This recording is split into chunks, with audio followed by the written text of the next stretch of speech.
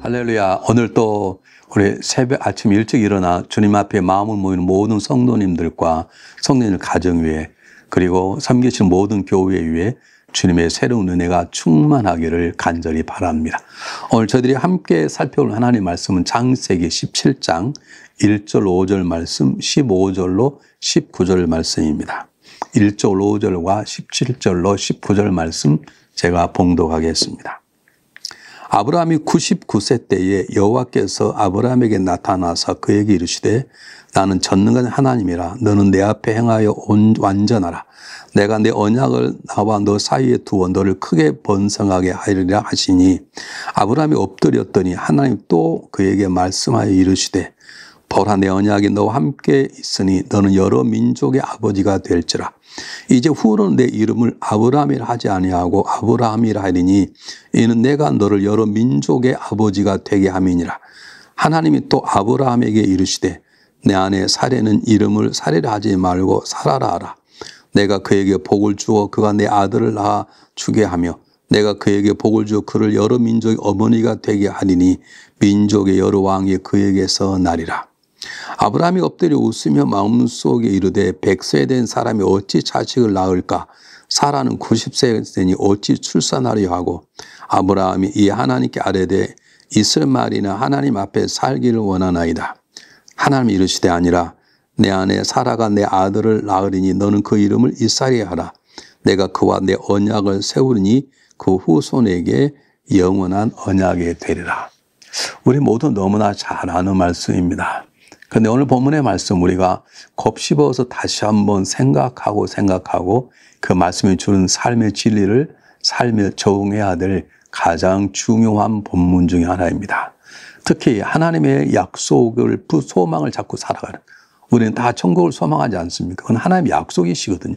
우리가 천국을 손에 붙잡는 것도 아니고 미리 맛보는 것도 아니고 눈에 보는 것도 아니기 때문에 우리는 하나님의 약속을 믿고 살아가는 우리들에게 있어서 오늘 본문의 말씀은 굉장히 중요한 말씀이기에 이 말씀을 잘 새겨 듣고 삶으로 살아내야 될 것입니다. 오늘 본문의 말씀은 99세가 되어가는 아브라함에게 하나님이 찾아오셔서 말씀을 거는 것입니다. 우리는 기독교에서 은혜라는 단어를 씁니다. 은혜란 말은 우리가 하나님을 찾는 게 아니라 하나님 우리를 찾아오셨다는 것입니다. 우리가 하나님을 사랑하기 전에 하나님 우리를 먼저 사랑하셨다는 것입니다. 이게 은혜인 것입니다.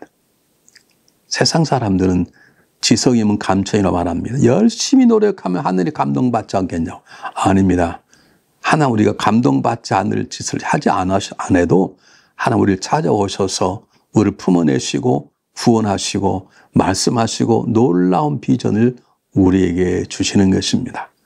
우리 2025년에 우리 모든 가정에 특히 새벽 참석 모든 가정 위에 우리 하나님께 매일매일 찾아오셔서 오늘처럼 말씀해 주시고 일깨우시 인도하시는 놀라운 은혜가 충만하시기를 간절히 바랍니다. 오늘 아브라함에게 찾아오셨습니다. 그리고 뭐라고 말합니까? 제일 중요한 건 너는 내 앞에서 행하여 완전하라 라고 말씀하십니다. 저는 오랫동안 이 본문의 말씀이 제 목회 현장 속에서 굉장히 큰 영향을 미쳤습니다.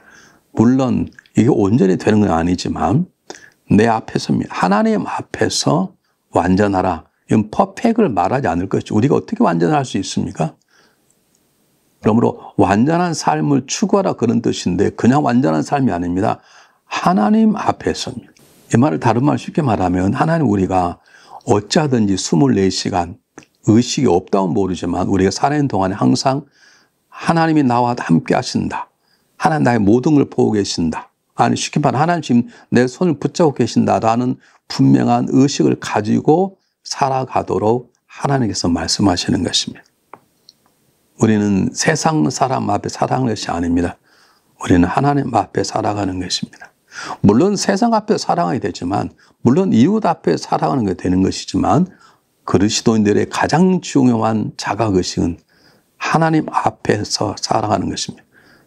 하나님 앞에서 행동하고 하나님 앞에서 말하고 하나님 앞에서 일하고 쉬고 하는 것입니다. 이것이 얼마나 내 삶에 작동이 되는가가 성령 충만의 열매를 맺는 가장 중요한 기준인 것입니다. 이렇게 말씀드리면 굉장히 부담을 가지시는 분이 계신데 그래도 어쩔 수 없습니다. 정말 우리가 강건한 삶, 이게 예수 믿는 삶의 은혜라고 이것이 하나님 믿는 자의 복이라는 그런 고백이 되길 원하시면 지금 항상 하나님 나와 함께 안 계신다.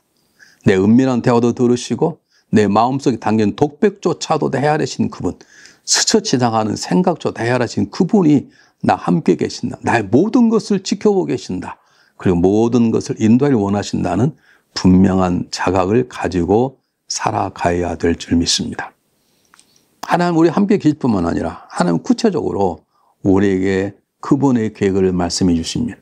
하나님 찾아오셔서 아브라함에게 내 소원이 무엇이냐 이렇게 묻지 않았습니다. 우리 어릴 때 학교에서 동화책 읽으면 갑자기 산신이 나타나면 무엇을 줄까 이렇게 묻지 않습니까? 전혀 다릅니다. 하나님은 우리에게 뭘 원자를 묻지 않습니다. 하나님은 우리에게 하나님의 계획을 말씀해 주시는 것입니다. 그러면 이제 새해 한 달이 곧 지나가려고 그럽니다. 여러분 물으셔야 됩니다. 하나님 제가 2025년 제가 해야 될 일은 무엇입니까? 하나님 제가 2025년 이런 꿈이 있습니다가 아니라 하나님이 저를 통해서 하시고자 하는 꿈이 무엇입니까? 이렇게 물어야 되는 것입니다. 절대 이렇게 쉽지 않습니다. 그렇기 때문에 의도적으로 훈련해야 됩니다. 하루에 몇 번씩 물어야 됩니다. 하나님 제가 어떻게 살아야 됩니까? 하나님 저에게 원하시는 것이 무엇입니까? 많은 분들이 새해가 되면 대개 12월 말에 나는 이제 12월이 되고 나면 1월이 되면 이게 더 열심히 해봐야 되겠다. 또는 나는 이제는 다른 교회 가야 되겠다. 뭐 그런 분들이 많이 계세요. 그러니까 저도 목회하는 가운데 새해가 되면 따라간 분도 계시고 또 새해가 되면 새로 오신 분도 계시고 그러는데요. 그럼 그럴 수 있습니다. 근데 물어야 됩니다. 내 생각 아니라 하나님 제가 이 교회를 떠날까요? 예를 들면 하나님 제가 이 교회를 섬길까요? 그분이 내 인생의 주관자시고 그분이 내 삶 속에 개입하기를 원하시고 하나님께서 선한 손길을 우리 인도하기 원하시는데 우리는 그냥 결정합니다. 한번 깊이 생각해 보시길 바랍니다. 많은 성도님들이 2025년 놀라운 꿈을 가지고 새벽 제단에 나와 기도 시간에 기도하실 것입니다. 근데 한번 묻고 싶습니다. 여러분이 여러분의 뜻을 이루기 위해서 새벽 기도에 잘 나와 엎드려 기도하십니까? 아니면 하나님 뜻을 알고 그 뜻을 이루어 드리기 위해서 기도하고 계십니까? 오늘 기도하기 전에 한번 깊이 생각해 봤으면 좋겠습니다. 오늘 하나님이 아브라함이 나타나셨습니다. 그리고 하나님의 꿈을 묻지 않습니다. 하나님의 계획을 말씀합니다. 오늘 성경 본문에 맞춰보면 뭐라고 말합니까? 아브라함에게 놀라운 비전을 말씀하니까 아브라함이 웃습니다. 말도 안 되는 소리. 이때 99세인데 언제 일 나는 거죠? 그래서 그냥 앞으로 태어달래 말고 이스마엘과 잘 되게 해달라고 그렇게 말하지 않습니까? 이게 우리의 문제인 것입니다. 오늘 우리 편할 대로, 우리 원하는 대로, 우리가 바라는 대로 하나님께 아뢰입니다. 열심히 간구합니다. 그리고 나는 기도했다고 말하는 것입니다. 아닙니다. 기도는 듣는 것이 먼저입니다. 그리고 내가 아뢰는 것이 두 번째인 것입니다. 오늘 이게 체질화되지 않았습니다. 들어오면 잠깐 머리에서 하나님 제가 왔습니다. 그런 다음에 말씀을 하기 시작합니다. 아닙니다. 하나님 저에게 말씀하십시오. 자 여기 왔습니다. 이렇게 제가 말씀을 하면 많은 분들이 그렇게 물어도 하나님 대답하지 않습니다. 그렇게 질문한 분이 꽤 많습니다. 그렇습니다.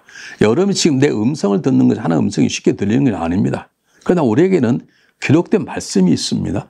내 안에서는 성령이 계십니다. 그러므로 하나님 뜻을 알고자 말씀 속에 들어가면 하나님 뜻을 알고자 내 안에 계신 성령님께 물으면 하나님 반드시 여러 가지 방법으로 말씀하십니다. 여러분 한번 올해는 그걸 경험해 보시길 바랍니다. 그러므로 새벽에 나오신 분들이 한 번쯤 하나님 앞에 조용히 입을 다물고 내가 원하는 기도, 내가 바라는 것 있죠. 몸이 아프면 몸이 아프게 낫게 해달라고 기도하고 싶은 분이 계실 것이고 삶이 어려우면 어려움을 이기게 해달라고 기도할 분이 계실 것이고 인간관계가 무너져 있으면 그 관계를 회복시켜달라고 기도하려고 나왔을 것입니다. 그러기 전에 먼저 하나님 제가 나왔습니다. 하나님 제게 하시고 싶은 말씀이 무엇입니까? 라고 물어보십시오. 혹시 성경 구절이 떠오르거나 하나님 말씀할 수 있습니다. 그는 그걸 붙잡고 기도하는 것입니다. 그렇게도 침묵하시면 그때는 여러분의 기도 제목을 하나님께 아뢰십시오. 하나님께서 아마 여러분의 기도 제목을 들으시는 가운데 하나님 간섭하시고 도우실 것입니다. 내 안에서 성령님께서 내 기도를 방향을 바꿔주실 것입니다. 그러면서 하나님께서 성령을 통해 우리에게 말씀하시는 그런 놀라운 경험을 하게 될 것입니다.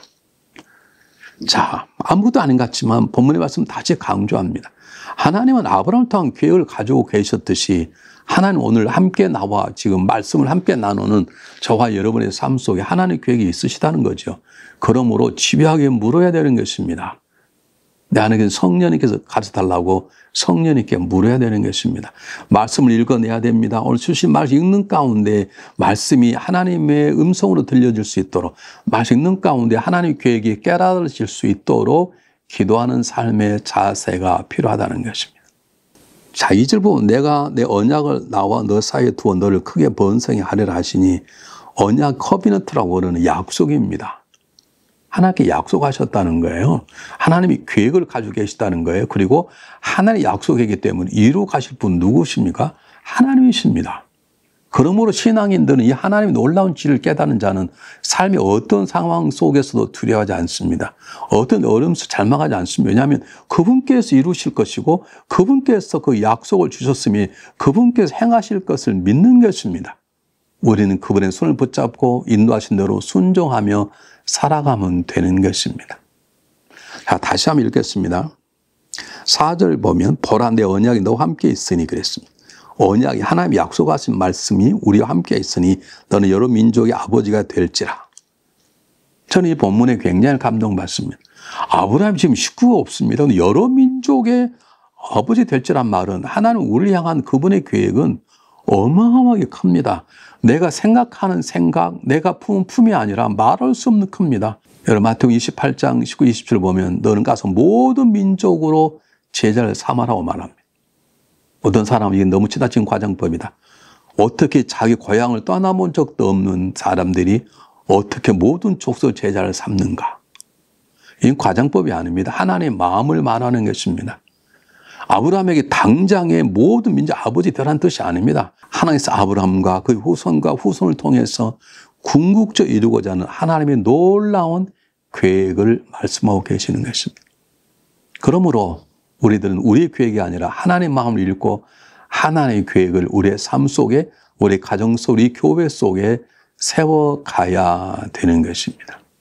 오래전 얘기입니다. 저희 교회가 한 300명 정도 모였을 때 우리가 주일 저녁에 모여서 우리 비전 대회를 했습니다. 하나님께서 우리 주님 꿈이 무엇인지, 하나님의 계획이 무엇인지 각 교구별로 한 사람씩 나와서 얘기를 하자. 그래서 가장 은혜가 되는 이 얘기를 상에 우리가 기념품을 드리고 그 구역에게 우리가 상품을 주겠다. 그렇게 해서 한번 모인 적이 있습니다. 너무 은혜로웠습니다. 너무 정말 감동 얘기가 많았습니다. 근데 한 분의 얘기가 문제거리가 됐습니다.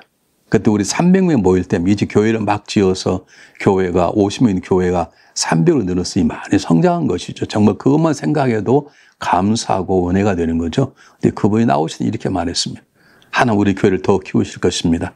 지금 우리 교회가 300명 모이는 교회이지만 하나 앞으로 1000명 모이는 교회를 큰 교회를 세우실 것이고 그 이 땅에 있는 많은 선교사들을 세울 것입니다. 그리고 2세들이 우리 교회에 많이 모이들 것입니다. 그때만 우리 교회에 2세들이 그리 많지 않았습니다. 많은 사람들 속으로 뻥이다. 야, 저 사람 지금 잘못하고 있다. 저 사람 저러다 망할 것이다. 저렇게 뻥치냐. 그런데 그 놀라운 그분의 얘기가 저에게는 뻥으로 들리지 않았습니다. 저는 하나님의 계획으로 들렸습니다. 놀랍게도 10년이 지난 후에 저희 교회는 큰 교회를 짓게 되었고 1000명이 넘는 주일 예배의 성도들이 모였습니다. 물론 저는 숫자가 꼭 중요하다고 말하는 것은 아닙니다. 그때 많은 성도들은 정결하게 삽시다, 아름답게 삽시다, 가정이 회복되십시다 다 옳은 말입니다. 근데 한 사람만 우리 교회를 더 키우실 것입니다. 큰 교회가 되게 할 것입니다. 많은 선교사를 돕게 될 것입니다. 우리는 할 수 없는 뻥 같은 소리를 하셨는데 그게 우리를 향하신 하나님의 은혜였고 계획이었고 하나님은 그를 통해서 우리가 하나님의 계획을 말씀해 주신 것입니다. 여러분 하나님의 계획은 우리의 삶보다 크십니다. 하나님의 비전은 우리의 능력보다 크십니다. 하나님의 놀라운 일하심은 우리의 삶의 영역을 넘어뛰는 것입니다. 우리가 아니라 우리의 후손 2대, 3대, 4대까지 아니 더 천대 1위까지 하나님이 이 모든 걸 다 품고 계시다는 사실 앞에 우리는 항상 하나님 앞에 묻고 하나님께 엎드리고 하나님 주시는 큰 꿈을 찾아내는 것이 우리의 삶의 첫 번째 모습이어야 될 것입니다. 자, 5절 한번 읽겠습니다. 이제 후는 내 이름을 아브라함이라 하지 마냐고 아브라함이라 하라. 너는 여러 민족의 아버지가 될 것이고 또 아내 사레는 사라라라. 아브라함을 아브라함으로 사라를 사레라고 이름을 바꾸었습니다. 이름을 바꾼다는 것은 여러 가지 의미가 있습니다. 우리가 강아지를 어릴 때 제가 많이 키웠습니다. 제가 이것을 목회하면서도 어떨 때는 2마리, 1마리 키웠는데요. 강아지를 사용하면 이름을 바꿉니다. 너는 내 것이다 그 말입니다. 사실 본래적으로 아브라함과 사라는 하나님 것이지만 하나님께서 아브라함에게 아브라함이라 하라, 사라에게 사레라 하라라고 이름을 바꾸신 가장 중요한 이유는, 사라라고 바꾼 가장 중요한 이유는 하나님이 진정 너는 내 것이라 라고 말하는 것입니다. 너는 나의 완전한 소유가 되었다라는 것을 하나님 표현해 주시는 것입니다. 물론 아브라함 때에도 사라 때에도 사레 때에도 하나님 것이었습니다. 그러나 이 이름을 바꾸란 말은 이제 진정으로 변화된 삶, 너는 나의 것이라는 것을 삶으로 드러내며 살아가려 하는 하나님의 놀라운 계획을 말씀해 주십니다. 여러분, 성도들은 세례를 받으면 새로운 삶을 살겠다고 결심합니다. 집사가 되면 정말로 바르게 살아야 되겠다.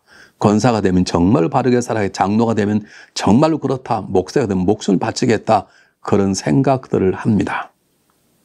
네, 여러분, 우리 가장 기본적인 중요한 출발점은 내가 무엇을 하고자 하는 것이 아니라 나는 하나님 것이다 라고 하는 것이 내 삶에 뿌려내야 되는 것입니다. 나는 하나님 것 된 집사인 것이고 난 하나님 것 된 권사요 장로의 목사인 것이지, 하나님 것을 빼버리는 하나님 것과 관계없는 집사, 권사, 장로, 목회는 오히려 하나님 앞에서 부끄러운 삶을 살아갈 수밖에 없습니다. 나는 지금 하나님 것으로 살아가는지, 내 하나님 것이라면 내 아내도 하나님 것이요, 내 자녀도 하나님 것이요, 내가 하나님 것이라면 내 성도들, 내 이웃도 하나님 것이라는 것입니다. 그렇다면 내가 그를 하나님 것으로 대하며 살아가고 있는지 한번 헤아려 보았으면 참 좋겠습니다. 하나님의 놀라운 어마어마한 계획을 들은 아브라함이 그걸 믿지 못하고 피식 웃어버렸어요. 그리고 뭐라고 말하면 한번 읽어보겠습니다. 아브라함이 하나님께 아뢰되 이스마엘이나 하나님이 앞에 살기로 합니다. 제가 무슨 9세인데 어떻게 앞으로 100세 때 애를 낳겠습니까? 이미 우리는 애 낳을 수 능력이 없지 않습니까? 그러니 하나님 그냥 이스마엘도 일하시죠. 자기 계획을 말하는 것입니다. 이쯤 되면 하나님 화내실 말 하지 않습니까?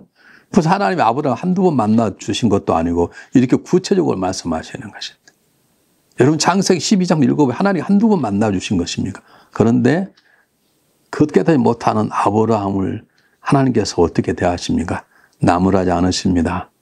깨닫도록 도와주시 뭐라고 말씀하십니까? 하나님이 이르시되 아니라 내 아내 사라가 내 아들을 낳으리 너는 그 이름을 이삭이라 하라. 아니다. 화내지 않습니다. 꾸중하지 않습니다. 넌 어찌 그리 믿음이 없냐고 질책하실 만 하십니다. 정신 똑바로 차리고 살라고 말씀하실 만 하십니다. 하나님은 그러지 않습니다. 편하게 잘 설명해 주십니다. 이는 아브라함에 대한 사랑이요, 우리 모든 인간에는 하나님의 사랑의 마음을 전해주는 것입니다. 그 하나님 사랑 때문에 우리가 올해 새해를 물려받게 된 것입니다. 우리가 지난 2024년을 잘 살았기 때문에 하나님이 우리에게 주신 것이 아니라 하나님의 사랑의 선물이 2025년인 것입니다. 우리가 2024년을 잘 살았기 때문에 상급으로 2025년을 주신 것이 아니라 우리 여전히 부족하고 아브라함처럼 그냥 있어 말해 주시죠 라고 하는 말도 안 되는 소리라 엉뚱한 자리이지만 하나님 여전히 우리를 사랑하셔서 우리에게 아니다, 이삭이다 라고 말하는 것처럼 2025년 우리에게 선물로 주신 것입니다. 정말 2024년이 너무 빨리 흘러갔던 것처럼 2025년이 속 흘러갈 것입니다. 이 빠른 세월 속에 하나님 자주 말씀할 때마다 말씀을 드러내고 말씀에 순종한 자가 되는 아름다운 한 해가 되시기를 주님 이름으로 축복합니다. 기도하겠습니다. 사랑의 하나님 감사합니다. 성령님 내 안에 계심을 감사합니다. 우리에게 놀라운 말씀을 해주셔서 말씀을 듣고 깨닫고 그 말씀을 살아낼 수 있는 성숙한 믿음을 올해는 허락하여 주시옵소서. 때때로 우리가 아브라함처럼 엉뚱한 소리를 하여도 화내지 아니하시고 담아내시며 참아내시며 사랑하는 하나님의 사랑이 우리의 삶 속에 충만하여서 우리도 때가 되면 믿음의 조상 아브라함처럼 믿음으로 성장하는 삶을 살아낼 수 있도록 도와주시옵소서. 오늘 저희들에게 하나님의 구체적인 계획을 말씀해 주시고 그 계획을 들을 수 있도록 도와주시며 들려진 말씀에 순종할 수 있는 굳건한 믿음을 허락하여 주시옵소서. 예수 그리스도 이름으로 감사하오며 간절히 기도하옵나이다. 아멘.